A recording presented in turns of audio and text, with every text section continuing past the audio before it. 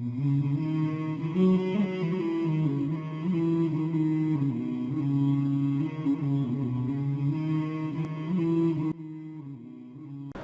مالدار لوگ زکوٰۃ نہیں دیتے تو غریبوں کی عزتیں نیلام ہو جاتی. میں تمہیں بچوں کیا بتا، میرا ہوم ڈسٹرکٹ تو ملتان ہے. 1818 میں رنجیت سنگھ نے ملتان فتح کیا. 1818 مظفر خان رحمۃ اللہ علیہ کی حکومت تھی، 5 بیٹوں سمیت وہ شہید ہوئے. تو اس نے 3 بازار حسن بنائے اس وقت 1818، ایک ملتان میں، ایک کہروڑ پکا میں، اور ایک میرا جو ہوم ٹاؤن ہے تلمبا، جس سے 3 کلومیٹر کے فاصلے پر میرا گاؤں ہے. ایک تلمبا میں اس نے بازار حسن بنایا اور وہاں 1 مہینہ قیام کیا. تلمبا پر فضا جگہ تھی، راوی اس کو ہٹ کرتا ہوا جاتا تھا. تو اس نے پیچھے ایک بارادری بنوائی، وہاں 1 مہینہ قیام کیا. وہ علاقہ بارادری کے نام سے مشہور تو ہے، پر وہ بارادری مٹ چکی ہے. چند سال پہلے مجھے خیال ہے، میں ساری دنیا پھرتا ہوں، یہ بازار حسن کی بچیاں میں کبھی جا کے ملا نہیں، کبھی جا کے ان سے میں نے بات نہیں کی، اور اس بازار میں گزر بھی جاؤ تو تہمت لگ جاتی ہے.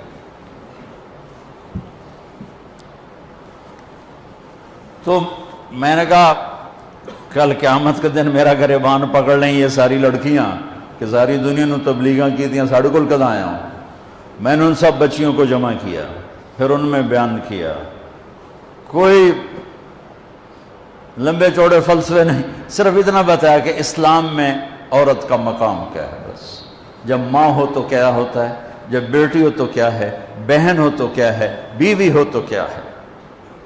یہی بڑے رشتے ہیں. ہو ایک چھوٹی سی مجلس میں 10 لڑکیوں نے توبہ کی.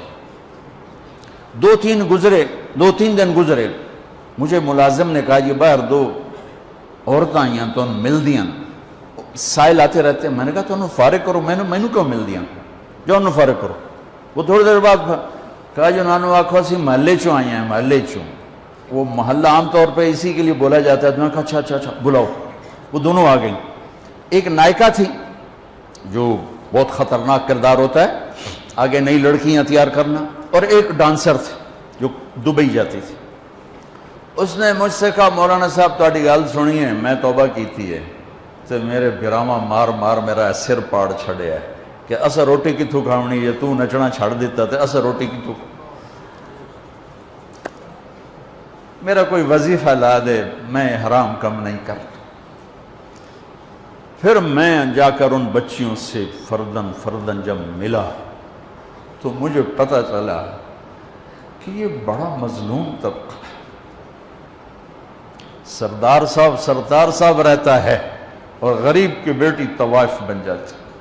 میاں صاحب رہتا ہے اور گھنگرو پہننے والی طوائف کا داغ لے کر ہی قبر میں جاتی ہے. شیخ صاحب رہتا ہے، چودھری صاحب رہتا ہے، مار صاحب رہتا ہے، لیکن غریب کی بیٹی طوائف کا داغ اپنے ماتھے پہ سجا کے قبر میں چلی جاتی. پھر میرے بس میں جتنا تھا میں نے چند دن پہلے میں گیا تو میں نے اس سے ایک سے کہا، میں نے کہا اپنی اس بچی کا تو رشتہ کر دے، میں سارا خرچہ اٹھاؤں گا. میں کہا میاں صاحب طوائف کے کوٹھے پہ کون آئے رشتہ دے.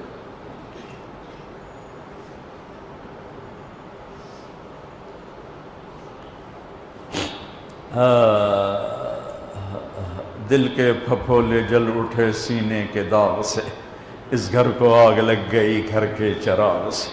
تو ادھر ادھر کی نہ بات کر، یہ بتا کہ قافلہ کیوں لٹا. مجھے راہزنوں سے گلا نہیں، تیری راہبری کا سوال ہے. میرا تو کلیجہ کٹ گیا کہ ظالم وہ درندے ہیں جنہوں نے اپنی ہوس کے لیے کتنے غریبوں کی بیٹیوں کو طوائف بنا دیا، اور پھر شرافت کی زندگی مانگنے کے باوجود ان کے لیے ذلت و پستی کی سوا کچھ. کفل میں عزت دار ہوں، مجھے غربت نے یہاں پہنچایا. تو کفل رونے لگا کہنے لگا بہن جس عزت کے ساتھ آئی تھی اسی عزت کے ساتھ چلی جائے، میرے لیے دعا کر دے، میں بہت کمینہ انسان۔ لڑکی چلی گئی، کفل کو نہیں پتا کیا ہونے والا ہے، تھوڑی دیر کے بعد وہ مر گیا، جوان مر گیا۔ صبح ہوئی، جیسا اس شخص کا کردار تھا، نہ اس کو کوئی نہلانے آتا نہ کوئی کندھا دینے آتا، یہیں گل سڑ کے مر جاتا۔ اس شہنشاہ پہ قربان جس کی رحمت، سبحان اللہ، ما رحمک ما رحمک، کیا رحیم ہے میرا آپ کا اللہ۔ ہمارے گناہوں کی حیثیت کیا ہے؟ ایک لفظ توبہ ہر شے مٹا دیتا ہے۔ صبح ہوئی تو لوگوں نے کیا دیکھا؟ کفل کے دروازے پہ لکھا ہوا تھا بڑا بڑا نورانی سطروں میں، ان اللہ قد غفر للکفل، اللہ نے کفل کو معاف کر دیا۔ یہ کیوں لکھوایا؟ اس لیے لکھوایا کہ اب ہماری یاری ہو گئی ہے، جاؤ اس کو عزت کے ساتھ ہمارے پاس پہنچو۔ میرے عزیزو، آپ اور ہم غفلت کے ماحول میں ہیں، جہاں گناہ نہیں رہا، نافرمانی کلچر بن گیا ہے، اللہ کے سے بغاوت ایک تہذیب بن گئی ہے۔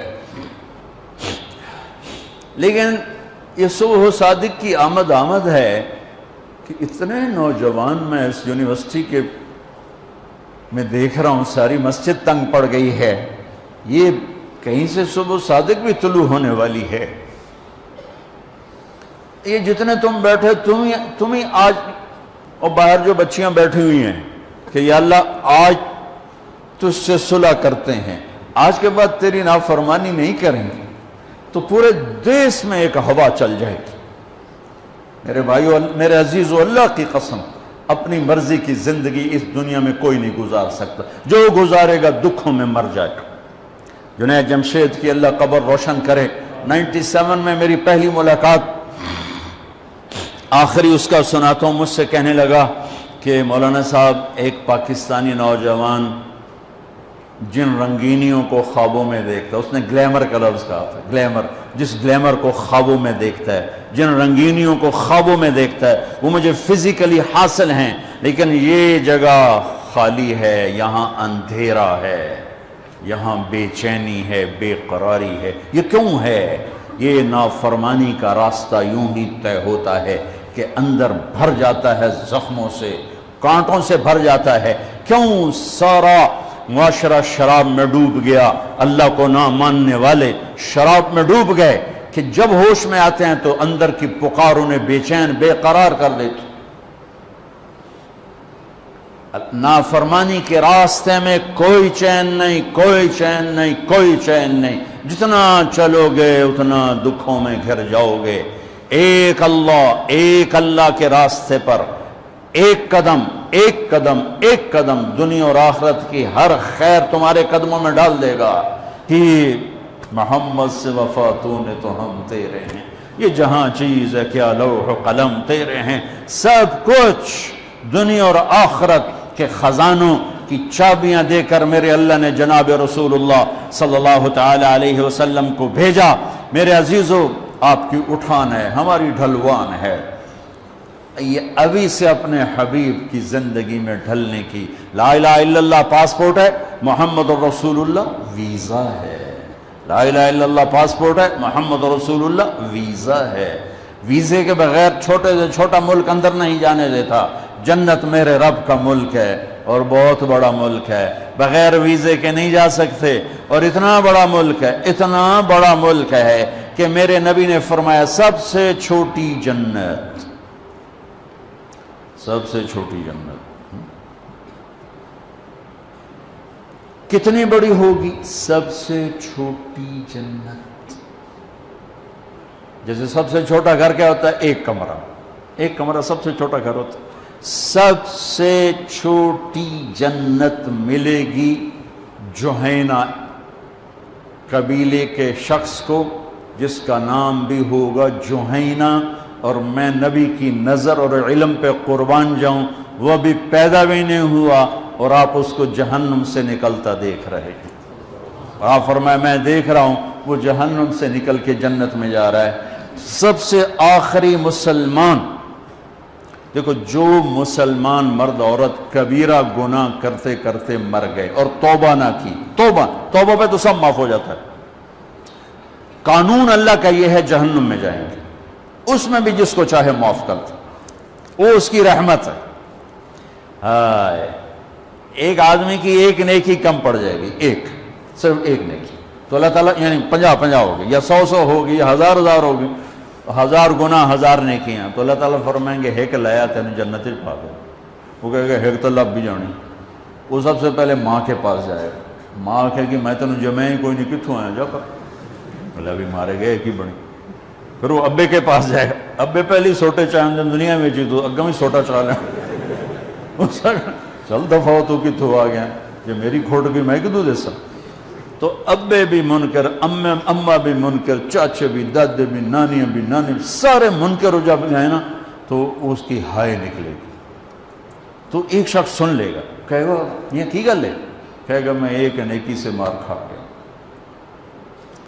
ایک اللہ کا قانون، ایک اس کی رحمت، میں رحمت بتا رہا ہوں، رحمت کو سن پہ قانون نہیں توڑنا چاہیے، اور قانون کو بتا کے اللہ پاک کو تھانے دار نہیں بتانا چاہیے، اس کے درمیان کی بات۔